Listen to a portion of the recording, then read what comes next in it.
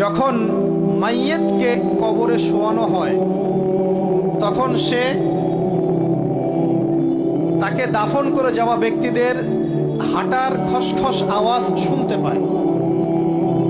এরপরে তাকে যখন শুইয়ে দেওয়া হয়, সে যদি মুমিন ব্যক্তি হয় তাহলে তার মাথার দিকে তার সলাত এসে দাঁড়িয়ে যায়। দুনিয়াতে আপনি যে নামাজগুলো পড়েছেন, আমি যে নামাজগুলো পড়ছি, এগুলো মাথার দিকে দাঁড়িয়ে যায়। ডান দিকে চলে আসে তার সওম মানে কি? রোজা। বাম দিকে চলে আসে যাকাত। তারপরে পায়ের দিকে চলে আসবে তার আত্মীয়তার সম্পর্ক রক্ষার ইবাদত, তার এই যে অন্যান্য দান সদকা, তার নফল আমল, তার তাসবিহ তাহলিল, তার কোরআন তেলাওয়াত ইত্যাদি পায়ের দিকে চলে আসবে।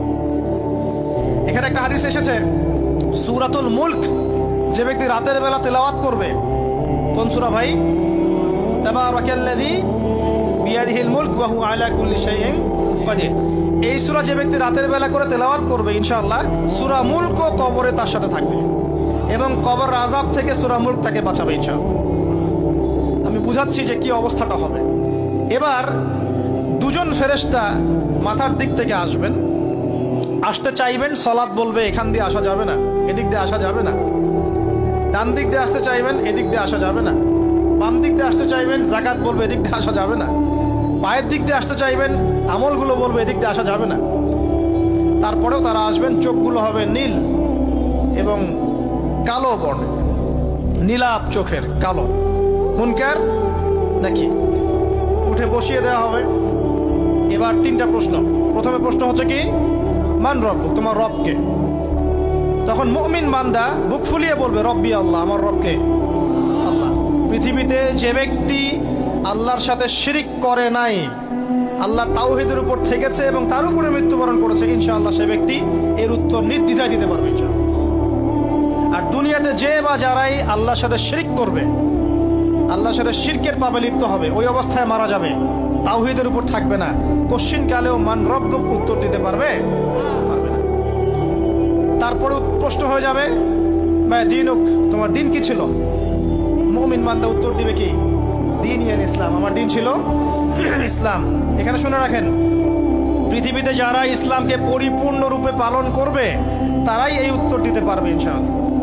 যারা ইসলামকে ঠাট্টা বিদ্রুপের হাসি তামাশার পাত্র বানিয়েছে, মন চাইলে কিছু করি, মন চাইলে কিছু করি না, সহজগুলো একটু আমল করি, বাকি কিছুর আমল ধারি না, হ্যাঁ, নামাজ পড়ি, সুদ ছাড়তে পারি না, ঠিক আছে, বছর বছর ওমরা করি, এদিকে ঘুষ দুর্নীতি ছাড়তে পারি না, ইসলামকে ঠাট্টা তামাশার পাত্র বানিয়েছে, এরা কোশ্চিন কালে উত্তর দিতে পারবে না মা দীনুক।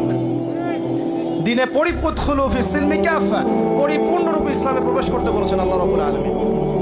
যারা পরিপূর্ণরূপে ইসলামে প্রবেশ করবে এবং ইসলামের প্রতিটা মৌলিক বিধান মেনে চলবে, ইনশাআল্লাহ তারা এর উত্তর দিতে পারবে।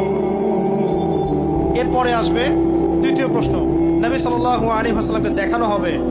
যখন দেখানো হবে তখন সূর্য যখন ডুবে যায়, যে দৃশ্যটা আমরা দেখতে পারি না, ওই দৃশ্যটা ভেসে উঠবে এবং মুমিন বান্দা অস্থির হয়ে যাবে, বলবে আমাকে ছেড়ে দাও, আমি নামাজ পড়বো। সুবহানাল্লাহ। কারণ তার কাছে মনে হবে যে আসরের ওয়াক্ত হয়ে গেছে, আসরের ওয়াক্ত হয়ে গেছে, আসরের ওয়াক্ত চলে যাচ্ছে, আমাকে নামাজ পড়তে হবে। চিন্তা করেছেন? ওই যে একটা হাদিস আছে না, যে 7 শ্রেণীর মানুষকে আল্লাহ রাব্বুল আলামিন আরশের ছায়া ছায়া দিবেন। তার মধ্যে এক শ্রেণীর মানুষকে, যার অন্তর মসজিদের সাথে ঝুলে থাকে, তার মন মসজিদের সাথে ঝুলেছিল, এই সূর্য ডুবে গেল বলে আমাকে ছেড়ে দাও, আমি নামাজ পড়তে যাব।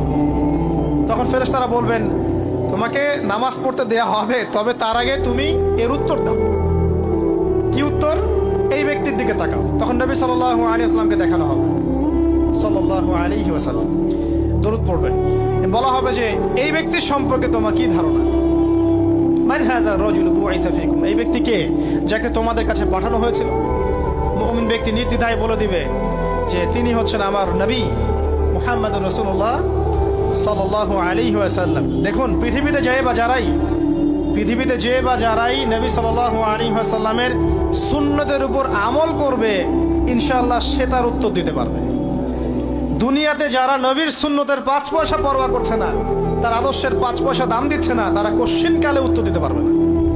নাম হতে পারে আব্দুর রহমান, আব্দুর রহিম, নবীর সুন্নতের ধার ধারে না, তারা উত্তর দিতে পারবে না। নবীর সুন্নতের গুরুত্ব কত গভীর, এটা আমাদেরকে এখান থেকে বুঝতে হবে। তাই প্রিয় যুবক ভাইরা, মুসলিম ভাইরা, আমাদের জীবনটাকে নবীর আদর্শ এবং সুন্নতে ঢেলে সাজাতে হবে। সকাল থেকে সন্ধ্যা পর্যন্ত প্রতিটা কাজ করবো কার তরিকায়?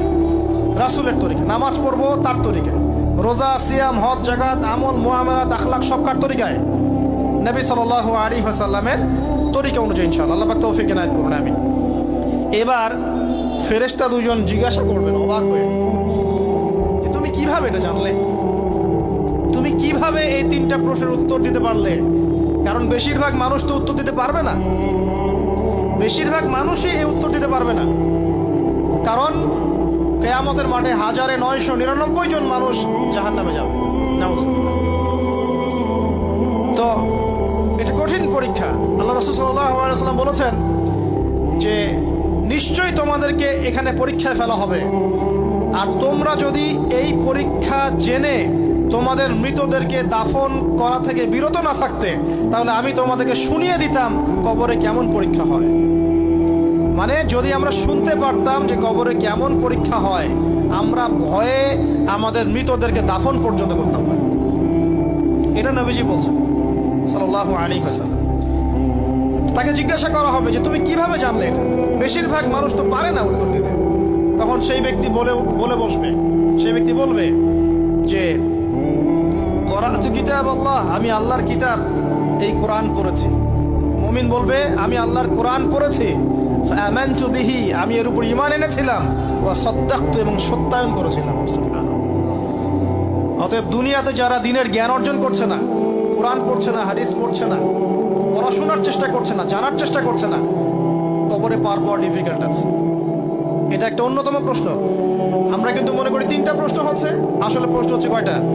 4টা। তিনটার পরে আরো একটা এক্সট্রা। কিভাবে জানলে? তখন উত্তর দিচ্ছে আমি আল্লাহর কিতাব পড়েছি, ঈমান এনেছি,